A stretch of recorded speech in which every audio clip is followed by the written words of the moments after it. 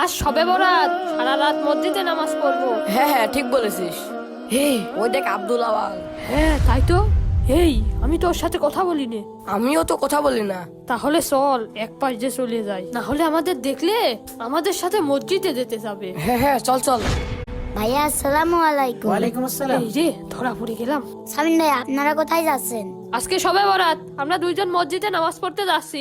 আজ সারা রাত মসজিদে নামাজ পড়বো? কিন্তু তুই এত জেনে কি করবি? আমাদের সাথে তোর মসজিদে যাওয়া লাগবে না, যা। তুই আমাদের বন্ধু না, খবরদার আমাদের সাথে আসবি না। ভাই শবে বরাতের ইবাদত শুধুমাত্র রাত জেগে নামাজ পড়া নয়। রাসূল সাল্লাল্লাহু আলাইহি ওয়াসাল্লাম বলেছেন, যার অন্তরে কোনো হিংসা থাকবে না, কোনো শিরক থাকবে না, আল্লাহ তাদেরকে শবে বরাতের রাতে মাফ করে দেবে। তার মানে শবে বরাতের আসল ইবাদত হলো মন থেকে হিংসা এবং শিরক দূর করা। হ্যাঁ আব্দুল, তুমি ঠিক বলেছো। আল্লাহ তাআলা আমাদের সঠিক বুঝ দান করুন। আমিন।